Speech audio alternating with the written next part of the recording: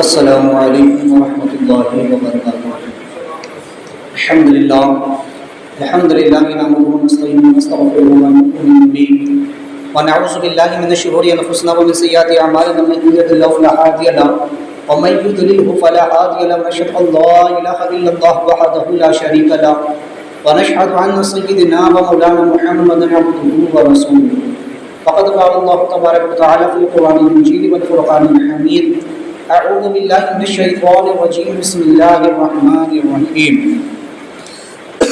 فسخر له الريح تجري بأمره رخاء حيث أصاب، صدق الله العظيم وبلغنا رسوله النبي الأمين المكين الكريم، لمن الشاهدين والشاكرين والحمد لله رب العالمين۔ آئیے آغاز گفتگو سے کل ہمارا مل کر حضور نبی کریم و فضل خاتم نبی شفیع مسلم رحمت عالم اور مجسم سرکار محمد مصطفیٰ صلی اللہ علیہ وسلم کی بارگاہ میں قصبہ نام ہے، درود و سلام کا نظر پیش کرتے ہیں۔ اللہم صلی علی سیدنا محمد معادل الجود والکرم وآلہ وصحبہ وبارک وسلم۔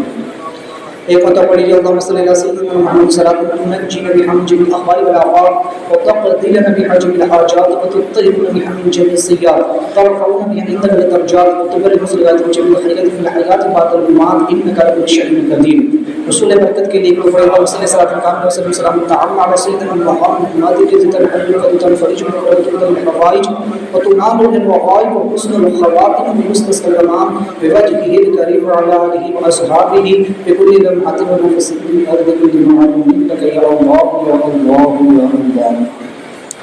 حضرت سیدنا سلیمان نبی علیہ السلام کا ذکر خیر شروع۔ ہم نے سنا اس سے قبل کہ حضرت سلیمان علیہ السلام کا جب اللہ نے امتحان لیا اور آپ اس امتحان میں کامیاب ہوئے، اپنے اللہ کی بارگاہ میں دعا کی کہ اللہ مجھ کو ایسی سلطنت عطا فرما، ایسی بادشاہت عطا فرما، ایسا ملک عطا فرما کہ جو میرے بعد کسی کو سزاوار نہ، میرے بعد پھر کسی کو ایسی سلطنت نہ ملے۔ اللہ تعالیٰ فرماتا ہے کہ ہم نے حضرت سلیمان علیہ السلام کو کیسی سلطنت عطا فرمائی، تو اللہ نے ان کو کیا کیا عطا فرمایا، تو اب اس کی ایک طویل فہرست آ رہی ہے۔ آج دو چیزوں کا ذکر کرتے ہیں۔ اللہ تعالیٰ شاہ فرماتا ہے: فسخرنا له الريح تجري بأمره رخاء حيث أصاب۔ اللہ فرماتا ہے کہ تو پھر ہم نے اس ہوا اس کے بس میں کر دی کہ اس کے حکم سے نرم نرم چلتی جہاں وہ چاہتے، لہٰذا اللہ تعالیٰ نے ہوا کو سلیمان علیہ السلام کے اختیار میں دے دیا۔ یہاں پر مفسرین فرماتے، ابو عمر نے فرمایا کہ وہ باد صبا تھی۔ باد صبا، اس کے بارے میں روایتوں میں آتا ہے کہ یہ جنت سے چلتی ہے۔ باد صبا یہ جو ہوا ہے صبح صبح کے وقت میں بھی چلتی ہے، جو ٹھنڈی ہوا ہے، تو ان کو باد صبا یا باد نسیم بھی کہا جاتا ہے۔ تو پہلے الباد صبا، جس کے متعلق اللہ تعالیٰ نے فرمایا کہ ہم نے سلیمان علیہ السلام کے تابع کر دیا کہ اگر سلیمان علیہ السلام جو بھی تجھے حکم دے تو فوراً ان کا حکم بجا لائے، اور لہٰذا پہلے کی طرح آپ کی شاہی عود کرائے۔ یعنی جو آپ کو اللہ تعالیٰ نے پہلے بادشاہت عطا فرمائی تھی اور جو آپ بڑے ہی شان کے ساتھ بادشاہت کیا کرتے تھے، اور پھر جب اللہ نے امتحان لیا اور اس امتحان کے بعد جب اللہ نے کامیابی عطا فرمائی اور اس میں جب آپ کامیاب ہوئے تو اللہ سے آپ نے دعا کی کہ مولا ایسی سلطنت دے کہ میرے بعد کسی کو سزاوار نہ ہو، تو اللہ نے اس صبر کے نتیجے میں حضرت سلیمان علیہ السلام کو ایسی چیزیں عطا فرمائی، جس میں ذکر اللہ نے فرمایا سب سے پہلے ہوا، کہ ہم نے سلیمان کو جو ہے تو ہوا عطا فرمائی، کہ ہوا ان کے تابع کر دی، ان کے بس میں کر دی۔ ہوا ایک ایسی شے ہے جسے ہم دیکھ نہیں سکتے لیکن محسوس کر سکتے ہیں۔ انسانی زندگی کا، ہر جاندار کا، بلکہ اس زمین کا بھی وجود اس ہوا کے اوپر ڈپینڈ کرتا ہے، اس ہوا کے اوپر چل رہا ہے۔ اگر ہوا نہ ہو تو تمام انسان ہی مر جائے، تمام جاندار مر جائے، پیڑ پودے ہر چیز ختم ہو کر رہ جائے، کیونکہ اس میں آکسیجن ہوتی ہے جو انسان کو سانس لینے کے لیے ضروری ہے۔ ہر جاندار کو سانس لینے کے لیے ہوا کا ہونا ضروری ہے۔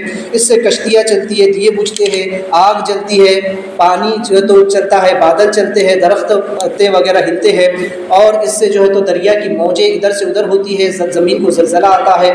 غرض کے ہوا کے بہت سارے فائدے، بہت سارے اس کے کام ہیں ہوا کے۔ لہٰذا اللہ تعالیٰ فرماتا ہے کہ ہم نے یہ ہوا سلیمان علیہ السلام کے بس میں کر دی کہ وہ جہاں چاہتے جب چاہتے ان کے حکم سے ہوا نرم نرم ہو کر کے چلے۔ چونکہ ہوا کی کئی اقسام اور کئی قسمیں بھی ہیں، ہوا کی الگ الگ قسم کی ہوا ہوتی ہے. صبح کی چلنے والی ہوا اور ہوتی ہے، دوپہر کی ہوا اور ہوتی ہے، شام کی ہوا اور ہوتی ہے، رات کی ہوا اور ہوتی ہے. ہوا جب بہت زیادہ سخت ہو تو اسے آندھی بھی کہا جاتا ہے. جب یہ چلے، متموج ہو، متحیر ہو تو اسے ہوا کہتے ہیں.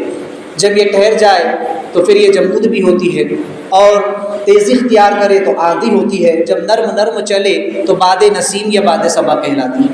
تو بہرحال چونکہ اللہ تبارک و تعالیٰ نے ہوا کو سلیمان علیہ السلام کے تابع کیا، آپ جب چاہتے اور جیسے چاہتے حکم دیتے، لہٰذا ہوا آپ کے حکم سے نرم ہو کر کے چلتی. اگر بڑی سی بڑی آندھی بھی ہوتی نا، سلیمان علیہ السلام اگر حکم دے دیتے تو وہ نرم ہو کر کے چلتی. لہٰذا یہاں پر بھی امر ہی کا مطلب یہ ہے کہ آپ کے ہوا جو ہے آپ کے اشارے ابرو کی منتظر رہتی. ہوا انتظار میں رہتی کہ بس سلیمان علیہ السلام حکم دے اور وہ ان کے حکم کو جو ہے تو بجا لائے. ایسا نہیں ہے کہ اس کے لیے سلیمان علیہ السلام کو بہت محنت کرنا پڑتی، جمعی خاطر، یا جو ہے تو قلب کی طرف ہمت کرنا پڑتی، متوجہ ہونا پڑتا. ایسا کچھ بھی نہیں تھا. بالکل عام طریقے سے آپ بس فوراً ہوا کو حکم دیتے اور وہ فوراً آپ کا جو ہے تو حکم بجا لاتی تھی. اس لیے کہ یہ وہی ملک ہے جس کی سلیمان علیہ السلام نے اللہ سے دعا کی تھی کہ اللہ ایسا ملک عطا فرما، ایسی بادشاہت عطا فرما جو میرے بعد کسی کو لائق نہ ہو. چونکہ محض تسخیر مراد نہیں ہے، ورنہ عالم سماوات والارض و بینہما کی ایسی تسخیر تو ہر کسی کو حاصل ہے، ہم سب کو بھی حاصل ہے. لہٰذا چونکہ یہ وہ اختیار ہے جو اللہ تبارک و تعالیٰ اپنے بندوں کو عطا فرماتا ہے، یہ وہ خاص امر ہے، یہ وہ خاص اذن ہے، یہ خاص وہ طاقت ہے جو اللہ تعالیٰ نبیوں اور ولیوں کو عطا فرماتا ہے. ورنہ آج کے دور میں اگر آپ دیکھیں تو سائنس نے اتنی ترقی کر لی ہے کہ ہر چیز پر سائنس قابو پانے کا دعویٰ کرتا ہے. آج سائنس نے چاند کا سینہ بھی رون ڈالا ہے. آج سائنس بڑی بڑی ٹیکنالوجیز کے ذریعے سے اور میزائلز کے ذریعے سے آج کہکشاؤں تک کے جا پہنچا ہے. اس نے اس برہمانڈ تک کو کھنگال لیا ہے کہ ہماری اس کہکشاں سے آگے بھی اور کئی کہکشائیں ہیں. آج سائنس زمین پر بیٹھ کر کے کہکشاؤں کا اور بڑے بڑے ستاروں کا علم ہمیں دے رہا ہے کہ کون ستارہ کہاں پر ہے، زمین سے کتنی دوری پر ہے، اس کی رفتار کتنی ہے، وہ کس سمت میں گھوم رہا ہے، اپنے محور پر کیسے گھوم رہا ہے، زمین کے گرد کیسے گھوم رہا ہے. غرض کے وہ ستارہ اگر قریب آئے تو کیا ہوگا، دور جائے تو کیا ہوگا. غرض کے ستاروں کا علم اور بلیک ہول کا علم، ہر چیز کا علم آج سائنس نے جو ہے تو آج حاصل کر لیا ہے. آج تیروں کے رخ موڑے جا رہے ہیں، میزائلوں کی جو ہے تو ہدف بدلے جا رہے ہیں، یہاں تک کہ آج انسان نے ہواؤں پر بھی قابو پا لیا ہے. اب اگر بڑی آندھیاں بھی آتی ہے، اگر سونامی کی لہریں بھی اٹھتی ہے تو انسان نے اس سے بچنے کی تدابیر حتی الامکان جو ہے تو عمل میں لا چکا ہے. تو آج چونکہ تسخیر کی کسی چیز، تسخیر کا معنی ہوتا ہے کسی کو اپنے بس میں کر لینا. جیسا کہ عاملین جو ہوتے ہیں، جو لوگ عمل کرتے ہیں، وہ تسخیر اجنہ کے ذریعے، یعنی کہ عملیات کے ذریعے جنوں کو اپنے قبضے میں کرتے ہیں، شیاطین کو اپنے قبضے میں کر لیتے ہیں، موکلین کو اپنے قبضے میں کر لیتے ہیں. تسخیر کا معنی کسی کو اپنے بس میں کرنا، اپنے قبضے میں کرنا ہوتا ہے. تو یہ عام جو تسخیر ہے، کسی چیز پر قابو پا لینا، یہ عام انسانوں کو بھی حاصل ہے. آج سائنس کتنی ترقی کر چکا ہے. تو لہٰذا غرض کہ اللہ تعالیٰ نے خود فرمایا کہ ہم نے یہ ساری کائنات انسانوں کے لیے ہی بنائی.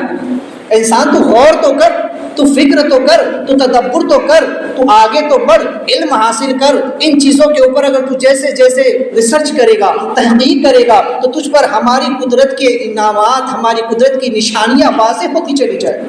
ہم نے یہ ساری کائنات تیرے لیے مسخر کر دی ہے، تو اس میں تصرف کر سکتا ہے. آج اگر بڑے سے بڑا کوئی وحشی جانور بھی ہے تو انسان اس پر بھی پل بھر میں قابو پا لیتا ہے. تیز رفتار دوڑنے والا گھوڑا ہو یا ٹرین ہو، آج اس کو بھی قابو میں کیا جا سکتا ہے. غرض کہ انسان یہیں سے اب ہر چیز کو کنٹرول کرتا ہے. ایک جگہ پر بیٹھ کر وہیں سے بڑے میزائل کو بھی کنٹرول کیا جا رہا ہے، ایک ملک کو کنٹرول کیا جا رہا ہے. غرض کہ آج انسان ہر چیز پر جو ہے تو ترقی کرتا جا رہا ہے۔ لہٰذا رب کائنات نے آج سے کئی برسوں پہلے سلیمان علیہ السلام کو ہوا ان کے تابع میں دے کر کے فرمایا کہ ہم نے ہوا سلیمان علیہ السلام کے تابع کر دی۔ آج لوگوں کو، آج وہابیوں دیوبندیوں کو، آج بدعقیدیوں کو یہ اعتراض ہوتا ہے کہ نبیوں ولیوں کو کوئی اختیار نہیں ہوتا، انہیں کسی بات کے وہ مالک و مختار نہیں ہوتے۔ ارے جب آج سائنس نے اتنی ترقی کر لی ہے کہ انسان رب کائنات کی کائنات کے اندر تصرف کر رہا ہے، رب کائنات کی کائنات کے اندر وہ تصرف کر رہا ہے، تسخیر کر رہا ہے، ایک سے ایک چیزوں کے اوپر قابو حاصل کر رہا ہے، تو کیا اللہ والوں کو اللہ تبارک و تعالیٰ نے ایسی قوت نہیں عطا فرمائی؟ بے شک اللہ تعالیٰ اپنے نبیوں اور اپنے ولیوں کو وہ طاقت اور وہ قوت اور وہ اختیار عطا فرماتا ہے جو ہر کسی کے بس سے باہر ہوتا ہے۔ اور جب سائنس نے اتنی طرح مشین ایسی بنا دی گئی ہے کہ انسان زمین پر بیٹھ کر ٹیلیسکوپ کے ذریعے سے برہمان کے دور کے کونے تک کے دیکھ سکتا ہے بلیک ہول کتنی دوری پر ہے، اگر بلیک ہول ہمارے قریب آئے تو کیا ہوگا، ہماری زمین کا کیا ہوگا، کون سا ستارہ ہماری زمین سے کتنی دوری پر ہے، اس کی پیمائش تک ناپی جا چکی ہے۔ آج سائنس نے ٹیلیسکوپ کے ذریعے، مشینوں کے ذریعے ستاروں کی پیمائش تک کو ناپ لیا، ان کے حجم تک کو بتا دیا کہ اس کا وزن کتنا ہوگا، اس کا حجم کتنا ہوگا، اس کا رفتار کتنی ہوگی۔ تو کیا اللہ تبارک و تعالی نے اپنے نبیوں اور اپنے ولیوں کو وہ طاقت نہیں عطا فرمائی؟ جبکہ اللہ کے رسول صلی اللہ علیہ وسلم فرماتے ہیں کہ ڈرو مومن کی فراست سے، اتقوا فراست المؤمنین، ڈرو مومن کی فراست سے، اس لیے کہ ینظر بنور اللہ، وہ اللہ کے نور سے دیکھتا ہے۔ جب اللہ تعالیٰ اس کو نور عطا فرماتا ہے تو پھر وہ ہر چیز کے اوپر تصرف کرتا ہے۔ تو آج سائنس نے ان تمام چیزوں پر قابو پا لیا ہے اور لوگ یہ کہہ رہے ہیں کہ آج جو ہے تو اللہ تعالیٰ نے نبیوں اور ولیوں کو کوئی اختیار نہیں عطا فرمایا۔ کتنے تعجب کی بات ہے۔ انہی کے رد میں رب کائنات نے فرمایا کہ ہم نے سلیمان علیہ السلام کو ہوا ان کے بس میں کر دی۔ اب ہوا جب ان کے بس میں آ گئی تو اب اس ہوا کو چلاتے کیسے تھے، اس ہوا کے چلنے کی کیفیت کیا تھی؟ اللہ تعالیٰ ایک مقام پر ارشاد فرماتا ہے وَلِسُلَيْمَانَ الرِّيحَ، کہ ہم نے باد صبا سلیمان علیہ السلام کے قبضے میں دی، ان کے تابع فرمان کر دی۔ ہوا کو حکم دے دیا کہ سلیمان علیہ السلام تجھے جو حکم دے اسے فوراً بجا لا۔ اب وہ کیسے تھی؟ غدوہا، یعنی کہ صبح کو طلوع شمس، جب سورج طلوع ہوتا تو اس وقت سے چلتی تو کب تک؟ دوپہر تک کے چلتی۔ غدوہا یعنی کہ سورج نکلنے سے لے کر دوپہر تک کیسے چلتی تھی؟ شہرون، یعنی کہ اس کی رفتار ایسی تھی کہ وہ ایک مہینے کی مسافت کو پل بھر میں طے کر لیتی تھی۔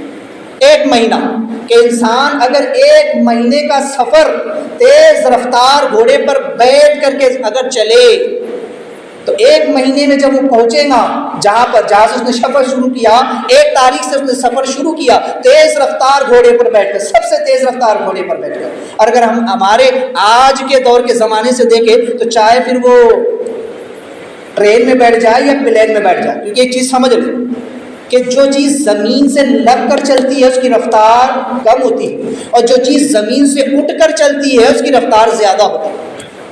آپ دیکھیں سائیکل کی رفتار کتنی ہے، اس سے زیادہ رفتار بائک کی ہے، اس سے زیادہ اور بھی کوئی اچھی بائک ہے تو اس کی ہے، پھر کار کی ہے، اور بھی جتنی بڑی گاڑی ہوتی جائے گی اس کی رفتار دی جائے گی۔ ٹرین جو ہے، ٹرینیں بھی کئی اقسام کی ہے، جو سب سے فاسٹ ٹرین چلتی ہے بلٹ ٹرین جسے کہا جاتا ہے، سب سے فاسٹ چلتی ہے نا، تو یہ سب زمین سے لگ کر کے چلتے ہیں۔ لیکن ایروپلین، ہوائی جہاز زمین سے اٹھ کر کے ہوا میں چلتا ہے، اس لیے اس کی رفتار سب سے زیادہ ہوتی ہے۔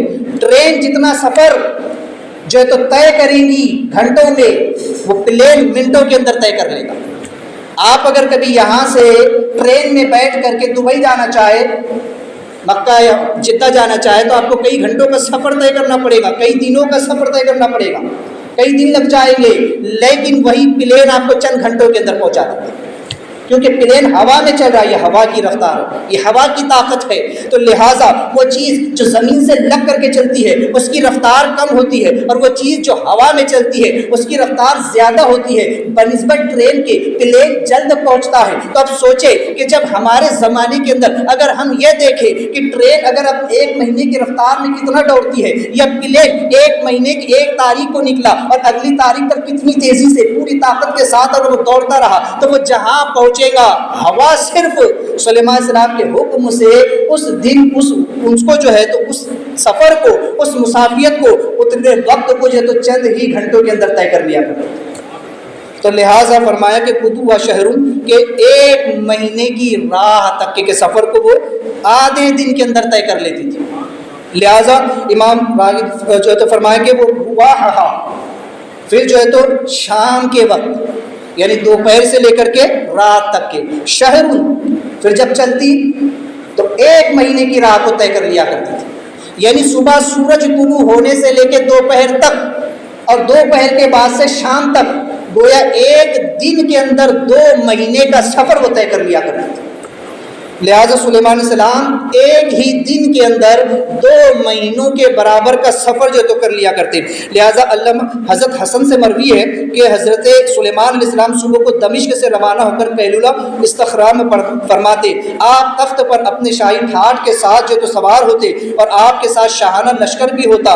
اور دمشق اور استخرار کے درمیان اتنا طویل سفر ہے کہ اگر تیز رفتار سوار 1 ماہ مسلسل چلتا رہے تب جا کر کے اسے طے کر پائے. سلیمان علیہ السلام سے آدھے دن کے اندر طے فرما لیا کرتے.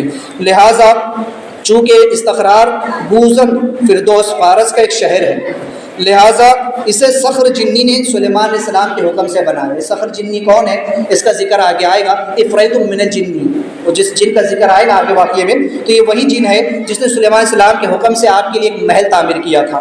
لہٰذا فرماتے ہیں کہ کشف الاسرار میں کہ سلیمان علیہ السلام دوران سفر عراق سے مرو تک اور پھر تلخ سے بلاد تک ترک تک پہنچتے، بعدہ چین تک چلے جاتے اور طلوع آفتاب کے وقت روانگی فرماتے تو قندھار تک پہنچ جاتے، وہاں سے مکران اور کرمان جاتے، اس کے بعد استخرا پہنچتے اور فارس میں آپ کی یہی قیام گاہ تھی. وہاں سے صبح کے وقت روانہ ہو کر شام کے وقت ملک شام میں جو ہے تو آپ پہنچ جائیں گے.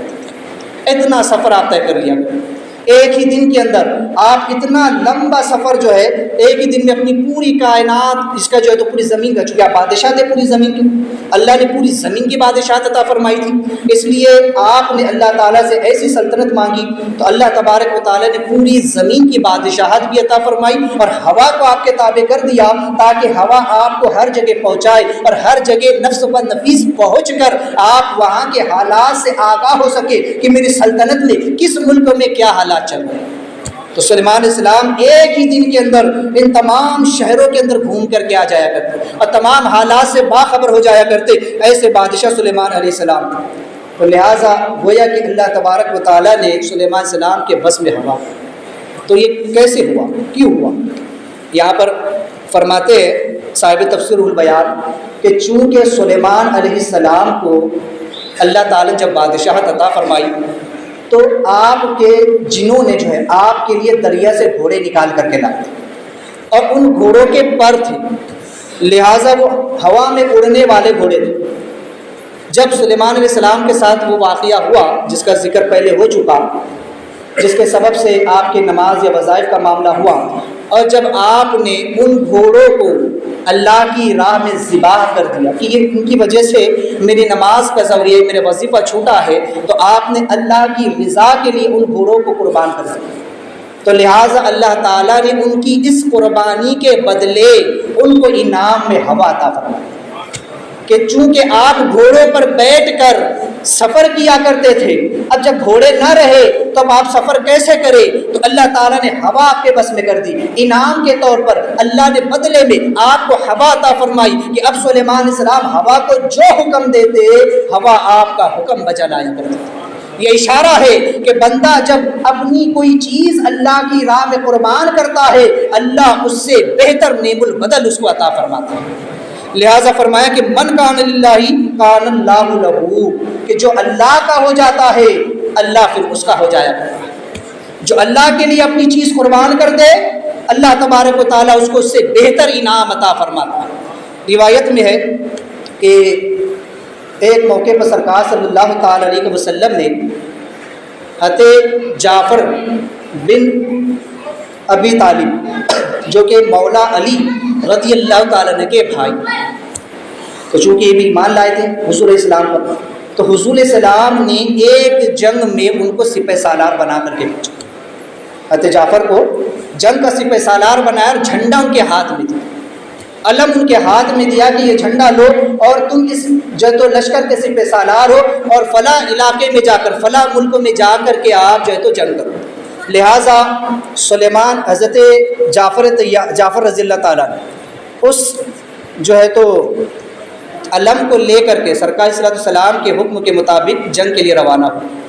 اب اس کے بارے میں دو روایت، ایک روایت میں تو یہ ہے کہ آقا علیہ الصلوۃ والسلام جس دن وہ جنگ ہو رہی تھی، اب جنگ کہاں ہو رہی ہے؟ دوسرے ملکوں میں ہو رہی ہے، آقا علیہ الصلوۃ والسلام نے لشکر روانہ فرمایا ہے، سرکار علیہ السلام مدینہ میں ہے، حضور مسجد نبوی میں ہے، اور آقا علیہ الصلوۃ والسلام ممبر پر کھڑے ہو گئے اور سرکار علیہ السلام کے سامنے صحابہ کرام جلوہ فرمائے۔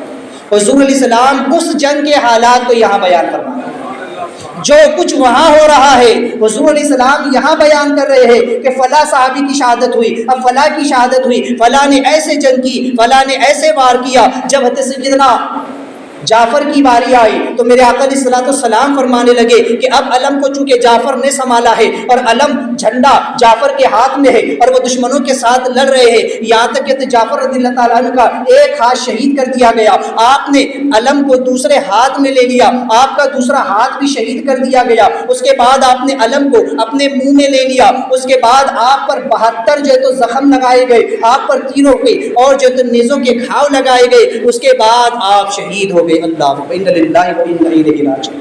آقا علیہ الصلوۃ والتسلیم کی آنکھوں میں آنسو آ گئے۔ حضرت جعفر رضی اللہ تعالیٰ کی جب شہادت ہوئی، میرے آقا ممبر پر کھڑے ہوئے ہیں مسجد نبوی میں، لوگ کہتے ہیں نبی کو غیب کا علم نہیں ہے، نبی کو دیوار کے پیچھے کا علم نہیں ہے، نبی یہ نہیں جانتے، نبی وہ نہیں جانتے۔ میرے آقا مسجد نبوی میں ہے، ممبر پر کھڑے ہیں، دوسرے ملک میں جنگ ہو رہی ہے، حضور ایک ایک بات کی خبر دے رہے ہیں، اور صرف زمین کی خبر میرے آقا نہیں دیتے ہیں، بلکہ میرے آقا نے تو آسمانوں کی اور جنت کی بھی خبر دی۔ میرے آقا علیہ السلام جو ہے تو آنکھوں میں آنسو آ گئے، تھوڑی دیر کے بعد سرکار مسکرانے لگے۔ صحابہ نے پوچھا یا رسول اللہ مسکرانے کا سبب کیا ہے؟ اب اس وقت مسکرانے کی وجہ کیا ہے؟ آقا علیہ السلام نے فرمایا کہ اللہ تبارک و تعالیٰ نے حضرت جعفر کو نور کے 2 پر عطا فرمائے ہیں جن سے وہ پرواز کرتے ہوئے جنت میں جا رہے ہیں، اور جبریل و میکائیل ان کے ساتھ میں۔ تو میرے آقا نے وہاں تک کے خبر، تو گویا کہ حضرت جعفر، اسی لیے ان کا خطاب ہو گیا طیار۔ طیار کا معنی ہوتا ہے اڑنے والا، اس لیے طیارہ بولتے ہیں جہاز کو، ہوائی جہاز طیارہ، یعنی کہ ہوا میں اڑنے والا۔ تو اللہ تبارک و تعالیٰ نے حضرت جعفر کو 2 پر عطا فرمائے، کیونکہ دونوں بازو کٹ گئے اللہ کی راہ میں، تو اللہ نے نور کے 2 پر عطا فرمائے۔ اور ایک روایت میں کچھ اس طریقے سے ہے کہ کسی نے آپ کو خواب میں دیکھ کر کے پوچھا ما فعل اللہ بکا، اللہ نے آپ کے ساتھ کیا کیا؟ تو فرمایا کہ اللہ تبارک و تعالیٰ نے میرے دونوں ہاتھوں کے بدلے مجھ کو 2 نورانی پر عطا فرمائے، اب میں ان پروں سے جہاں چاہتا ہوں کائنات میں پرواز کرتا ہوں، جہاں چاہتا ہوں وہاں جاتا ہوں۔ یہاں تک کہ حضرت اسماء بنت حمیس رضی اللہ تعالی عنہا فرماتی ہے کہ ایک مرتبہ رسول کائنات صلی اللہ علیہ وسلم ایک مقام پر کھڑے ہوئے تھے اور رسول السلام نے فرمایا وعلیکم السلام، تو میں نے دیکھا دور دور تک کوئی نظر نہیں آیا، کوئی دکھ نہیں رہا تھا۔ میں نے پوچھا یا رسول اللہ آپ نے کس کے سلام کا جواب دیا؟ تو رسول السلام نے فرمایا کہ ابھی حضرت جعفر طیار جبریل و میکائیل کے ساتھ اڑتے ہوئے یہاں سے گزر رہے تھے، انہوں نے مجھے سلام کیا، میں نے ان کے سلام کا جواب دیا۔ تو اللہ تعالیٰ ایسا انعام عطا فرماتا ہے کہ جب بندہ اللہ کے لیے اپنی کوئی چیز قربان کرتا ہے، اللہ کی راہ میں اپنی کوئی چیز دے دیتا ہے، تو اللہ تعالیٰ بندے میں کیسا انعام عطا فرماتا ہے۔ یہاں سے پتہ یہ بھی چلا کہ نبی کو غیب کا علم ہے، میرے آقا علیہ السلام وہ سب کچھ دیکھتے ہیں جو عام لوگ نہیں دیکھ پاتے ہیں، جو لوگوں کی نگاہوں سے چھپا ہوا ہے۔ یہ بھی پتہ چلا کہ جو شہید ہوتے ہیں وہ زندہ ہوتے ہیں، جو اللہ کی راہ میں قربان ہوتے ہیں، اللہ کی راہ میں قتل ہوتے ہیں، ان شہیدوں کو اللہ تعالیٰ کیسا مقام، مرتبہ اور رتبہ عطا فرماتا ہے کہ کائنات میں اور جنت میں جہاں چاہتے ہیں آتے جاتے ہیں، اور جس کی چاہتے ہیں اللہ کے حکم سے مدد بھی فرماتے ہیں۔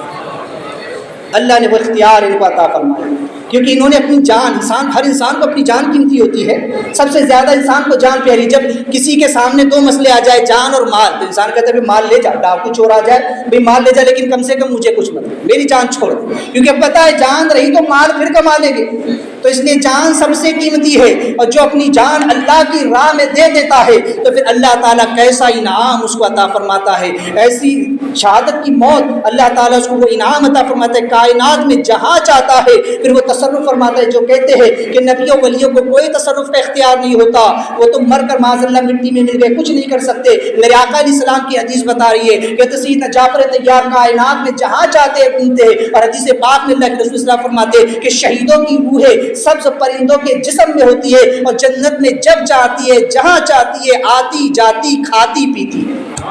تو یہ اختیار اللہ تعالیٰ فرماتا ہے. اور کائنات میں بھی یہ لوگ آتے ہیں اور جس کی چاہتے ہیں مدد فرماتے ہیں. تو یہ کب ہوتا ہے کہ جب بندہ اپنی چیز اللہ کے لیے قربان کرے. گویا یہ اشارہ کہ اے بندے تو میرے لیے اپنی چیز تو قربان کر, یہ آنکھیں تو میرے لیے قربان کر کے دیکھ, ان آنکھوں سے حرام کو دیکھنا بند کر دے, نفس کو جو چیز پسند آئے اسے دیکھنا بند کر دے, تو صرف حلال کو دیکھ, تو صرف میرے دیدار کی تمنا کر, میں تیری آنکھوں میں وہ نور عطا کروں گا اور وہ طاقت عطا کروں گا کہ جو پھر کوئی نہیں دیکھتا وہ تو دیکھے گا. جو اوروں کی نگاہ سے پوشیدہ ہے وہ تیری نگاہوں کے سامنے ہوگا. تو ہر چیز کو دیکھ رہا ہوگا, تو غائب کو دیکھ رہا ہوگا. اے بندے تو میری خاطر اپنے کانوں کو حرام کے سننے سے روک لے, لہٰذا میں تیرے کانوں کو وہ نور اور وہ طاقت عطا کروں گا کہ پھر تو دور و نزدیک کی آواز کو سنے گا, تو لوگوں کے دلوں کے خطرات کو سنے گا. کوئی اپنے دل میں ارادہ بھی کرے گا تو تو اس کو جو ہے تو وہیں پہ سن لیا کرے گا. تو میری خاطر اپنی زبان کو حرام سے روک کر کو تو دیکھ, تو شہوت سے روک کر کو تو دیکھ, تو لذت سے روک کر تو دیکھ. میں تیری زبان میں وہ تاثیر عطا کروں گا کہ تو کہہ دے گا میں اسے پورا کر دوں. کن فیکن والا معاملہ ہوگا. ادھر تیری زبان سے کلمات نکلیں گے اور ادھر میں اس کو عملی جامہ پہنا دیا کروں گا. اے بندے تو میری خاطر اپنے ہاتھوں کو حرام سے روک کر تو دیکھ, پھر میں تیرے ہاتھوں میں وہ طاقت عطا کروں گا کہ تو کہیں پر بھی رہے گا, کائنات میں جہاں چاہے گا تو تصرف کرے گا. اے بندے میری خاطر تو اپنے قدم کو گناہوں سے روک کر تو دیکھ, اسے حرام کی طرف بڑھنے سے روک کر تو دیکھ. میں تیرے قدموں میں وہ نور عطا کروں گا, وہ طاقت عطا کروں گا کہ پھر تو پل بھر کے اندر جہاں چاہے گا سیر. اور یہ ہوا بھی ہے. اللہ تبارک و تعالیٰ نے اگر سلیمان علیہ السلام کو بطور معجزہ کے ہوا ان کے تابع میں عطا فرمائی, تو اس امت پر اللہ نے یہ کرم فرمایا کہ اس امت کے ولیوں کو اللہ تعالیٰ نے وہ اختیار عطا فرمایا کہ وہ جب چاہتے جہاں چاہتے ہیں آتے جاتے رہتے. میں صرف ایک واقعہ دلیل میں آپ کے سامنے رکھتا ہوں. یا سلیمان علیہ السلام کو اللہ تبارک و تعالیٰ نے اختیار دیا, ہوا آپ کے تابع میں تھی. ہوا ایک ہی دن کے اندر آپ کو 2 مہینے کا سفر طے کرا دیا کرتی تھی, ایک ہی دن کے اندر. اللہ تعالیٰ نے امت محمدیہ کے ولیوں کو کیسی طاقت عطا فرمائی. ایک واقعہ صرف, ایک بزرگ ہے, نام فی الحال میرے ذہن میں نہیں آ رہا, انہوں نے جو ہے تو ایک شہر میں رہتے تھے. جمعہ ان کا معمول تھا, جمعہ کی نماز پڑھتے ہی فوراً جیسی فرض ہوتی تھی وہ مسجد سے نکل جایا کرتے. جیسے آج بھی وہ سارے لوگ نکل جاتے ہیں, لیکن یہ عام لوگ ہیں, اللہ والوں کی بات اور ہوتی ہے. ان کی وجہ کیا تھی وہ آگے آ رہی ہے. آج بھی وہ سارے لوگ سنتوں کو اہمیت نہیں دیتے, نکل جاتے ہیں. تو بہرحال وہ بزرگ نکل جاتے. اب اعتراض کرنے والے بھی ہر زمانے میں رہتے. تو ایک شخص کو اعتراض ہوا کہ یار یہ اتنے بڑے ولی ہے, اتنے بڑے پرہیزگار کہلاتے ہیں, اور جمعہ کے دن صرف 2 رکعت فرض پڑھ کے نکل جاتے ہیں, یہ جاتے کہاں ہے, ذرا میں ایک دن ان کا پیچھا کروں. یہ سوچ کر کے ایک شخص ان کے پیچھے چل پڑا. تو دیکھا کہ وہ جو ہے بزرگ تو ایک نان کی دکان پر گئے, روٹی کی دکان پر, جہاں روٹیاں بن رہی تھی تندور میں. تو اس کے دل میں خیال آیا کہ دیکھو کیسے اللہ والے, اپنے آپ کو اللہ والے کہتے ہیں, اور روٹی کی خاطر جو ہے تو 2 ہی رکعت پڑھ کر کے چلے آئے. اس کے دل میں طرح طرح کے خیالات آنے لگے. کہنے لگا ٹھیک ہے دیکھتا ہوں کہاں بیٹھ کر کھاتے, پھر جا کر لوگوں کو بتاؤں گا کہ دیکھو یہ وہاں بیٹھ کر روٹیاں کھاتے رہتے. ایسے آج بھی بہت سارے ہیں جو اللہ والوں کے پیچھے پڑے رہتے ہیں, نبیوں ولیوں کے اماموں کے پیچھے پڑے رہتے. دیکھے تو ذرا امام کہاں جا رہا کیا کر رہا, دیکھے تو ذرا بھلا پیر صاحب کہاں آ رہے کہاں جا رہے کیا کر رہے. تو ذرا اپنا گمان صحیح رکھو, اس لیے کہ بعض گمان گناہ ہوتے ہیں. جب تک کسی چیز کی تحقیق نہ کر لو کسی کے متعلق بدگمانی مت کرو, اس لیے کہ اللہ تعالیٰ نے خود قرآن میں فرمایا کہ ایمان والو بعض گمانوں سے بچو, اس لیے کہ بعض گمان گناہ ہوتے. تم کسی کے متعلق بدگمانی کرو, تمہیں کیا خبر کہ اس کا معاملہ کیا, تم نے اس کی تحقیق نہیں کی اور بدگمانی کر لی تو تم گناہ گار ہو جاؤ. لہٰذا اس نے کہا دیکھتا ہوں کہ کہاں بیٹھ کر کھاتے ہیں تاکہ پھر لوگوں کو بلا کر لاؤں اور دکھاؤں گا. لہٰذا ان کے پیچھے پیچھے چلا. تھوڑی ہی دور چلے ہوئے, چند قدم چلے ہوں گے کہ دیکھا کہ ایک درخت ہے اور اس درخت کے نیچے ایک آدمی بیٹھا ہوا جس کو جو ہے تو معذور ہے, وہ جو ہے تو بالکل لنگڑا لولا اندھا بہرا ہے اور چلنے پھرنے کمانے سے ہر طریقے سے وہ معذور، اور اسے جو ہے تو بھوک لگی ہوئی ہے، یہ روٹی لے جا کر پانی میں ڈوبو کر اس کو کھلا رہے ہیں۔ یہ جو بزرگ ہے اس کو وہ روٹی کھلا رہے ہیں، لہٰذا جب اس کو کھلا چکے وہ وہاں سے واپس پلٹ گئے۔ اب اس کو خیال آیا کہ یہ شخص کون ہے جس کو انہوں نے کھلایا؟ میں تو سوچ رہا تھا کہ یہ کھائیں گے، انہوں نے بہرحال اس کو کھلایا، میں اس کی تحقیق تو کر لوں کہ یہ شخص کون ہے۔ لہٰذا اب وہ اس کی تحقیق کرنے کے لیے وہاں رک گیا، یہ بزرگ وہاں سے چلے۔ اب ایک شخص ادھر سے آتا ہوا نظر آیا، اس نے پوچھا کہ یہ فلاں شخص کون ہے؟ کہا کہ بس ایسے ہی شہر کا ایک آدمی ہے اور مفلوج الحال ہے، لنگڑا لولا ہے، کھانے پینے کمانے کی کوئی اس میں طاقت نہیں ہے۔ تو بولے اس کا گزارا کیسے ہوتا ہے؟ کہا کہ فلاں ملک سے ایک بزرگ جمعہ کے دن آتے ہیں اور اس کو ایک روٹی کھلا کر چلے جاتے ہیں، پورے ہفتے کے لیے کافی ہوتا ہے۔ اب اس کی آنکھیں پھٹی کی پھٹی رہ گئی، کہا یہ کون سا ملک ہے؟ کہا یہ فلاں ملک ہے۔ کہا میں تو اس ملک میں رہتا ہوں۔ کہا ارے یہ کیسے ہو سکتا ہے؟ ابھی تو میں ان کے ساتھ چل کر کے آیا، چند ہی قدم تو میں ان کے ساتھ چلا ہوں، ابھی جمعہ کی نماز میں نے پڑھی ہے اور جمعہ کی نماز پڑھ کر چند قدم چل کے ان کے ساتھ آیا تھا، یہ ایک ملک سے دوسرے ملک میں کیسے پہنچ گیا؟ کہا یہ تو ہم نہیں جانتے، لیکن یہ فلاں ملک ہے اور وہ بزرگ فلاں ملک کے ہیں، یہاں ہر ہفتے آتے۔ کہا میں جانا چاہتا ہوں واپس۔ کہا جانے کے لیے 1 مہینہ لگے گا، جانے کے لیے 1 مہینہ لگے گا۔ کہا کہ اب کیا کروں؟ کہا 1 ہفتہ انتظار کر، وہ بزرگ پھر اگلے ہفتے جمعہ کو آئیں گے، جب وہ واپس جائیں ان کے پیچھے چلے جانا۔ لہٰذا 1 ہفتے تک وہ وہیں رکا رہا، جب وہ پھر لوٹ کر کے آئے پھر اس کو کھانا کھلایا، اور جب جانے لگے تو یہ ان کے پیچھے پیچھے چلا، چند قدموں کے اندر اپنے ملکوں میں پہنچ گیا۔ تو یہ اختیار اللہ تبارک و تعالیٰ اپنے ولیوں کو عطا فرماتا ہے کہ وہ جب چاہتے ہیں پھر جہاں چاہتے ہیں آتے جاتے اور تصرف فرماتے ہیں، بندوں کی مدد فرماتے ہیں۔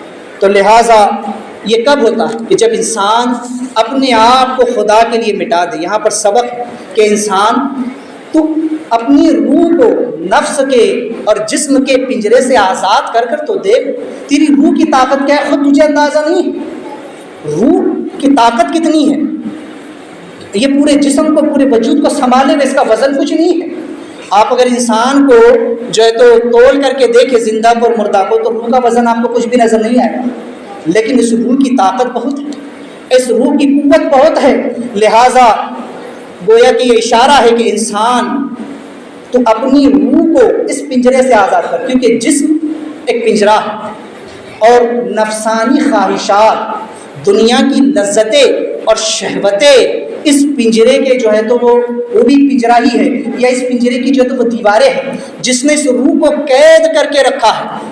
جس طریقے سے ایک پرندہ کسی پنجرے کے اندر قید ہوتا ہے اور اسی پنجرے کے اندر اس کو دانا پانی دیا جاتا ہے، اسی پنجرے کے اندر اس کو غذائیں کھلائی جاتی ہے، تو وہ پرندہ سمجھتا ہے کہ یہی دنیا ہے، یہی سب کچھ ہے، بس یہاں تو مجھے ہر چیز کھانے پینے کو مل جا رہی ہے، مجھے میرا مالک دانے ڈال دیتا ہے، پانی پلا دیتا ہے، اس پنجرے کے اندر وہ خوش رہتا ہے کہ مجھے سب کچھ مل رہا ہے۔ لیکن جب کبھی اسے پنجرے سے آزادی نصیب ہوتی ہے، اسے کوئی پنجرے سے نکال کر باہر کی فضا میں لاتا ہے، اور جب وہ اڑ کر کے آسمانوں کی طرف اڑتا ہے اور فضا میں جاتا ہے، تو دیکھتا ہے کہ کائنات تو اتنی وسیع ہے کہ اس کے وہم و گمان میں نہیں آتی۔ جہاں تک نظر جائے گی اسے کائنات نظر آتی ہے، اسے آسمان نظر آتا ہے، اسے زمین نظر آتی ہے۔ وہ سمجھتا ہے کہ ابھی تک تو میں پنجرے کو اپنی کائنات سمجھ بیٹھا تھا، میں تو یہ سمجھ رہا تھا کہ پنجرہ ہی سب کچھ ہے، لیکن پنجرے سے نکلنے کے بعد پتہ چلا کہ کائنات کتنی بڑی ہے، کتنی وسیع ہے۔ اب اسے احساس ہوتا ہے۔ یہی معاملہ انسان کی روح کا ہوتا ہے کہ انسان کی روح جب تک اس کے جسم میں ہے، انسان کی روح جب تک کہ شہوت اور لذت کی قید میں ہے،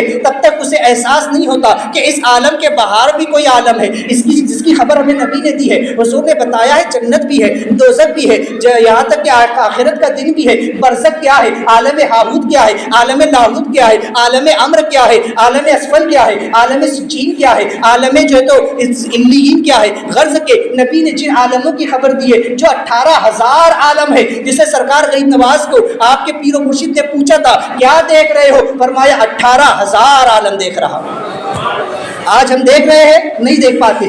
ہمیں تو اب اس دیوار کے پیچھے کا نظر نہیں آئے گا کہ اس دیوار کے پیچھے کیا ہے. کیوں؟ کیونکہ ابھی ہم مادیت میں گرے ہوئے ہیں, ابھی ہم اس جسم کے پنجرے میں ہیں, ابھی ہم لذتوں کے پنجرے میں ہیں, اس لیے کہ ہماری آنکھ لذت حاصل کرنے کے لیے حرام کو دیکھنا چاہتی ہے, ہمارے کان لذت حاصل کرنے کے لیے حرام چیزوں کو سننا زیادہ پسند کرتے ہیں, ہمارا دل لذت حاصل کرنے کے لیے, ہمارا نفس لذت حاصل کرنے کے لیے ہمیں حرام پر ابھارتا ہے. اس لیے اس پر جب تک لذت کے پردے پڑے ہوئے, لذت کی قید میں ہے دنیا اور اس کی شہوت میں, جب تک یہ روح رہے گی اسے اپنی طاقت کا اندازہ نہیں ہوتا. دو طریقے ہیں کہ جب روح آزاد ہوتی ہے تب اسے پتہ چلتا ہے کہ نبی نے جو خبر دی تھی, مخبر صادق صلی اللہ علیہ وسلم نے جو دنیا میں کہا تھا, ان کی ایک بات سچی ہے. اس کا پتہ انسان کو دو طریقے سے چلتا ہے. ایک تو وہ کہ جب انسان مر جاتا ہے, انسان کا انتقال ہوتا ہے اور اس کی روح جسم کے پنجرے سے باہر نکلتی ہے, تب اسے پتہ چلتا ہے کہ باہر کی دنیا کیا ہے, عالم برزخ کیا ہے, اور ہر جگہ نبی کی عظمت کے جھنڈے گڑے ہوئے ہیں, ہر جگہ اللہ و رسول کا ذکر ہو رہا ہے. ساری کائنات اللہ کی ہے, مالک رسول کائنات ہے. حضور اسلام نے جو جو کہا ہے وہ سب برحق ہے. اب کافر کہتا ہے ہائی ہائی با لما تودون, ارے میں تو برباد ہو گیا, میں نے دنیا میں کیوں نہ ایمان لے آیا, میں دنیا میں کیوں نہ سمجھ گیا کہ یہ نبی برحق ہے, یہ جو کہتے ہیں سچ ہے. اب کافر پچھتاتا ہے, اب مشرک پچھتاتا ہے, اور جب مومن کا بند کھلتا ہے, مومن آزاد ہوتا ہے, تو وہ کہتا ہے کہ اللہ کا شکر ہے کہ میں نبی پر ایمان لایا. یہ دنیا کتنی وسیع ہے, میرے آقا نے جس کی خبر دی تھی, میرے آقا نے جو بتایا تھا وہ ایک ایک بات سچی ہے. تو یہ مرنے کے بعد پتہ چلتا ہے. لیکن کوئی چاہے کہ موت سے پہلے میں یہ چیزیں دیکھ لوں, تو فرمایا موتو قبل الموت, موت سے پہلے مر جا. وہ کیا ہے؟ اپنے نفس کو موت دے دے, اپنی نفس کی, جس کے نفس کی موت ہو گئی, جس نے لذتوں اور شہوتوں کو چھوڑ دیا اور اللہ و رسول صلی اللہ علیہ وسلم کے فرامین پر عمل پیرا ہو گیا, سنتوں کے مطابق زندگی گزارنے لگا, لذتوں کو چھوڑ بیٹھا, اور جو ہے تو اس نے دنیا کی شہوت کو چھوڑ دیا اور سنتوں کو اپنا لیا, اپنے آپ کو ہر چیز سے محفوظ کر لیا, شریعت کا پابند ہو گیا, کاربند ہو گیا, تو پھر اللہ تبارک و تعالیٰ اسے نور عطا کرتا ہے, اس کی آنکھوں کو منور کرتا ہے, اس کے کانوں کو روشن, اس کے کانوں کو قوت سماعت عطا کرتا ہے, اس کی زبان کو قوت گویائی عطا فرماتا ہے, اس کے ہاتھوں میں اور اس کے پیروں میں وہ طاقت اور وہ قوت عطا فرماتا ہے کہ جس کے بارے میں اللہ کے رسول صلی اللہ علیہ وسلم ارشاد فرماتے ہیں, اتقوا فراست المؤمنین فانہ ینظر بنور اللہ, ڈرو مومن کی فراست سے, بے شک اللہ کے نور سے دیکھتا ہے. پھر وہ اسی دنیا میں جیتے جی جو چاہتا ہے وہ دیکھ لیتا ہے, جدھر تصرف چاہتا ہے کر لیتا ہے, جدھر کے چیز کے بارے میں خیال کرتا ہے وہ چیز اس کے سامنے ہو جایا کرتی ہے. تو لہٰذا انسان پھر اسی دنیا میں رہ کر کے آخرت کو بھی جانتا ہے, جنت کو دیکھتا ہے, دوزخ کو محسوس کرتا ہے, ہر چیز کو جانتا ہے. تو لہٰذا یہ کب کہ جب انسان اپنی انا, اپنی خودی, اپنے نفس کو مٹائے اور اپنی روح کو لذتوں, شہوتوں اور دنیا کی محبت سے آزاد کرائے, تب جا کر اس پر اللہ یہ انعام فرماتا ہے. اللہ نے فرمایا وَأَسْلَنَ لَهُ عَيْنَ الْقِطْرِ, اور ہم نے سلیمان علیہ السلام کے لیے تانبے کا چشمہ بہا دیا. یہ دوسری چیز, دوسرا انعام اللہ نے. آپ نے کہا نا اللہ اسے سلطنت دے, میرے بعد کسی کو سزاوار نہ. اللہ نے دوسری چیز عطا فرمائی کہ تانبے کا جو چشمہ ہے, تانبا جو ہوتا ہے وہ پگھلی ہوئی شکل میں آپ کے پاس ہوتا تھا, مائع حالت میں. لہٰذا تانبا جو ہے تو ٹھوس حالت میں پایا جاتا ہے, جمی ہوئی حالت میں. اللہ تعالیٰ نے جیسے آپ کے والد حضرت داؤد علیہ السلام کو معجزہ عطا فرمایا کہ آپ کے ہاتھوں میں لوہے کو نرم فرما دیا, کہ آپ لوہے کو جیسے چاہتے آکار دے دیتے, جیسی چاہتے شکل دے دیتے, اس سے ڈھال بناتے, ہتھیار بناتے, جو چیز چاہتے آپ بنا لیتے اور اسے لے جا کر بازار میں فروخت کرتے. یہاں اللہ تعالیٰ نے سلیمان علیہ السلام کو اختیار عطا فرمایا, طاقت عطا فرمائی. آپ کو اللہ نے معجزہ عطا فرمایا کہ تانبا جو ہوتا ہے, دھات تانبا, تانبے کے برتن آپ نے دیکھے ہوں گے, تو تانبا جو ہے وہ پگھلی ہوئی شکل میں آپ کو دے دیا گیا. آپ اس سے جیسے چاہتے برتن بناتے, اوزار بناتے, چیزیں بناتے اور اسے لے جا کر کے فروخت کرتے, اس سے آپ اپنا گزر بسر کیا کرتے. ایسا نہیں کہ بادشاہ بن گئے تو آپ اسی میں سے کھا رہے ہیں, نہیں, آپ اپنے والد کے جانشین تھے. جیسے داؤد علیہ السلام بادشاہ ہونے کے باوجود بھی خزانے بادشاہ سے کچھ نہیں لیتے تھے, 1 روپیہ پیسہ نہیں لیتے. آج کے تو پورا ہڑپ لے رہے. آج جو بن کر کے بیٹھے ہیں ملک کے وزیر اعظم وغیرہ وغیرہ, عہدے ٹھیکے لے کر کے بیٹھے, آدھے سے زیادہ کالا دھن تو سب یہی لے کے بیٹھے ہوئے, سب کچھ یہی کھا جاتے, پورا ملک بیچ کر کے کھا جاتے.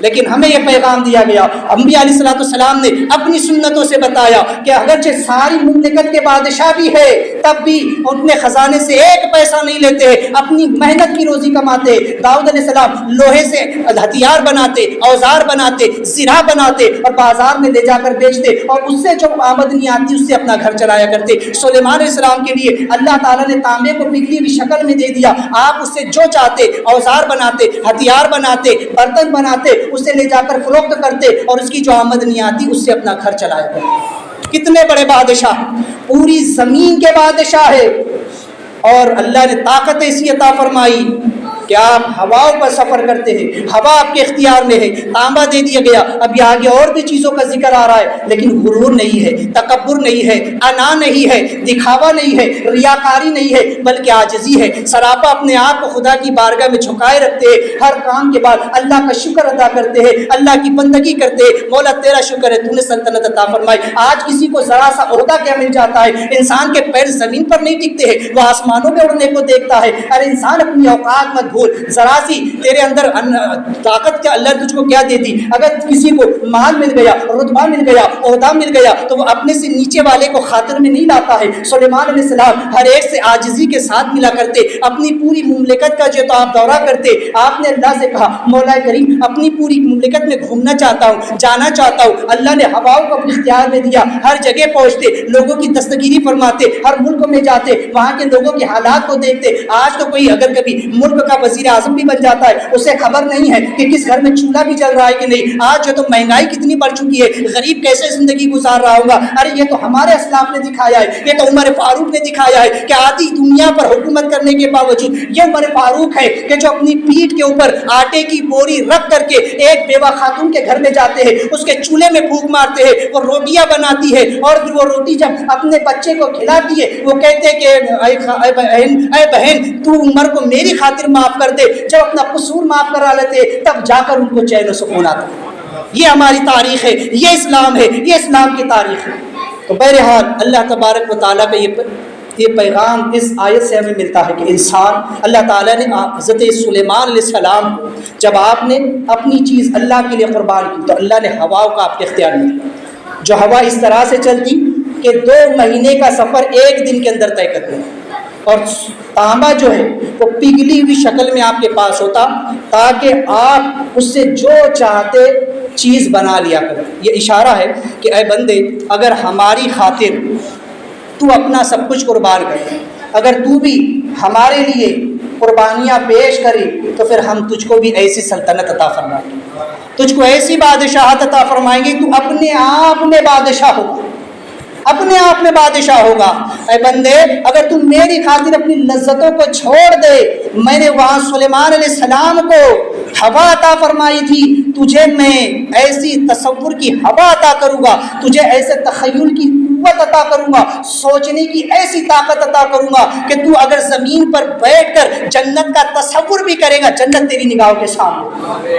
اور یہ ہوتا ہے جو لوگ اولیاء اللہ ہوتے ہیں ان کے ساتھ ہی معاملہ ہوتا ہے۔ آقا علیہ السلام کی خود حدیث پاک ہے، آقا علیہ السلام فرماتے ہیں کہ ایک مرتبہ میں نماز پڑھا رہا تھا، جنت میرے سامنے آ گئی، میں نماز پڑھا رہا تھا، جنت میرے سامنے آ گئی، میں نے چاہا کہ لپک کر جنت کا ایک انگور توڑ لوں تاکہ تم اسے کھاتے رہو، لیکن پھر مجھے خیال آ گیا امت کے دوسرے افراد کا اور دیگر باتوں کا، تو میں نے اس انگور کو نہیں توڑا۔ تو یہ ہوتا ہے جب اللہ والے اسی کائنات میں رہ کر اپنے آپ کو دنیا کی لذتوں سے اور دنیا کی شہوتوں سے آزاد کر لیتے ہیں اور خالص اللہ کے ہو جاتے ہیں، تو پھر اللہ تعالیٰ انہیں تصور کی وہ قوت عطا فرماتا ہے جس کے بارے میں قرآن و حدیث میں آیا ہے کہ یہ طاقت انسان کو جنت میں ملنے والی ہے۔